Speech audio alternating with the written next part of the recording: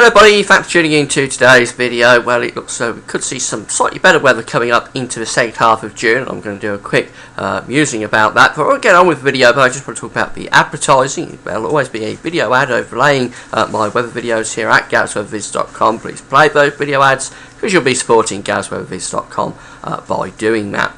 So what we're going to start off with is the 500 millibar height anomaly chart. We've got the ECMWF, of course, here on the left, but GFS is on the right. And 500 millibars, 18,000 feet, as you know by now, if you've been watching my videos, is important because that's the area in the atmosphere where we get high pressure, low pressure developing. And then those high pressure and low pressure areas are moved around by the jet stream running above, and that's really what gives us our weather.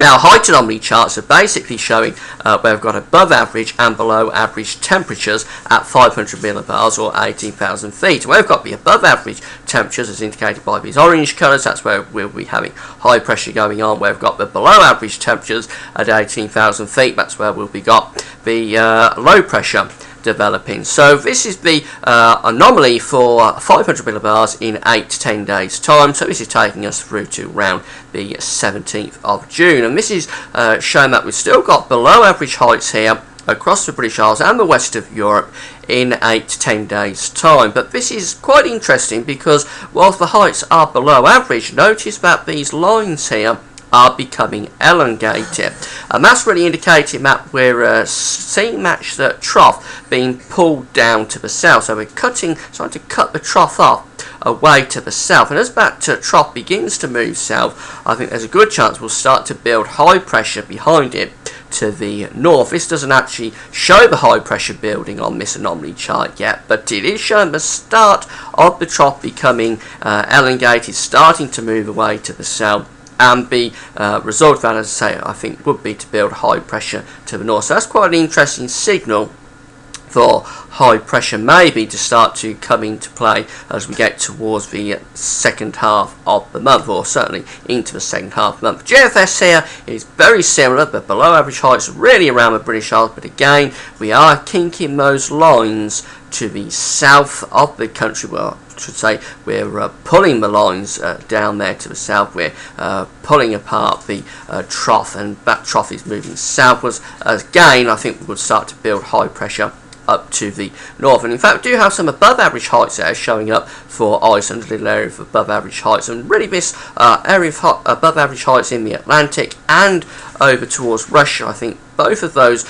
areas of high pressure will start to move more towards the British Isles and probably form a ridge somewhere to the north of the country, or maybe over the British Isles itself. But this is quite tentative, it's a long way off, so don't take this too seriously, but I think it is the first signs of an improvement in the weather, if you want summery weather, as we go towards the second half of the month.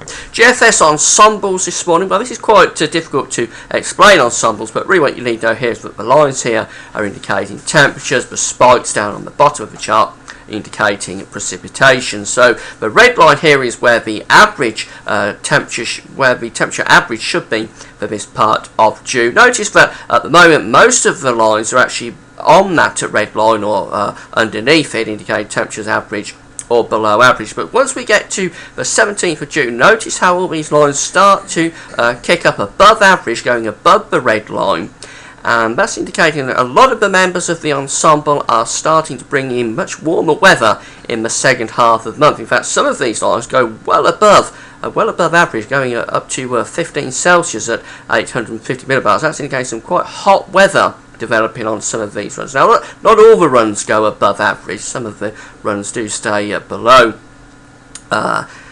the seasonal normal, and you would expect that because it's a long way off. You would expect to see a lot of scatter, but even so, the signal here is for a lot of the members of the GFS ensemble to start to go above average once we get to the second half of the month. And for precipitation, well, these spikes very much in evidence from now through to about the 17th of June, so the next 10 days will be cooler and settled. There's very good agreement on this, but once we get beyond around the 17th of June, notice how those precipitation spikes start to disappear, and certainly much less in a way of precipitation from the 19th through to the end of the ensemble, which is around the 23rd of June. That's an indicator, I think, that we are seeing high pressure beginning to build in, beginning to ease off the precipitation, and in conjunction with those lines going above average, indicating much warmer weather could be on the way. So having a look at the GFS and other model runs this morning from Weather Central, we can see that for 8 days time, well, we're in this cool northerly flow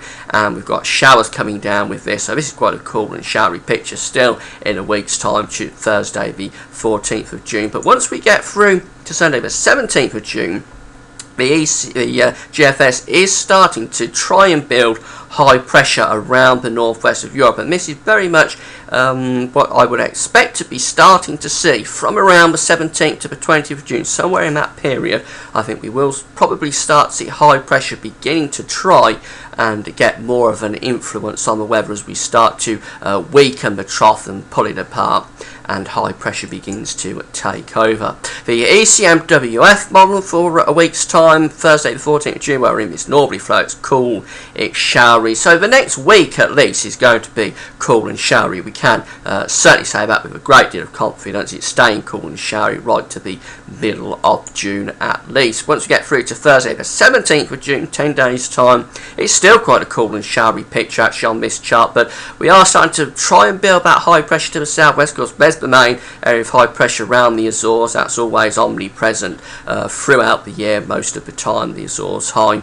And of course we've got high pressure trying to build up to the north of Scandinavia as well. I think these two areas of high pressure will start to try and form a ridge once we get beyond the 17th of June. The Canadian model, the GEM, well, for a week's time, Thursday the 14th, it's unsettled really. Low pressures in the Atlantic. We're actually under a little transient ridge there, but I wouldn't take that too seriously. It's a cool, showery, unsettled picture for at least the next week. And once we get through to Thursday the 17th of June, well, on the surface, this chart is still quite cool and showery really. But again, notice that high pressure building strongly over Scandinavia. That's the key, I think, to this, because as that high pressure builds over Scandinavia, we'll start to pull that trough apart, sending a piece of energy down to the south, probably keeping energy up around Greenland, and we'll start to build a ridge in between from the Azores to Scandinavia. We'll start to build that ridge across the north of the British Isles, or maybe over the British Isles itself. Now, as I say, this is all very tentative. There's not a great deal of evidence that this is going to happen on the models, but it's just what I think we're looking at as we go into the second half of the month. This month could well play out very similar to what we saw in May, with a lot of cool, unsettled, wet, showery conditions for the first 3 weeks, and then the final week to 10 days becomes much warmer, much more summery. In fact, because it's June, end of June, it'll be much hotter probably, with temperatures getting well up, and certainly more in way of summery weather for the final week to 10 days. So we've got to keep an eye on this. I'll be keeping an eye on it for you. Keep coming back and checking back, because as I say, I think we're just starting to see the very first signs that summer could be on the way for the last week to 10 days of June. That's it for now.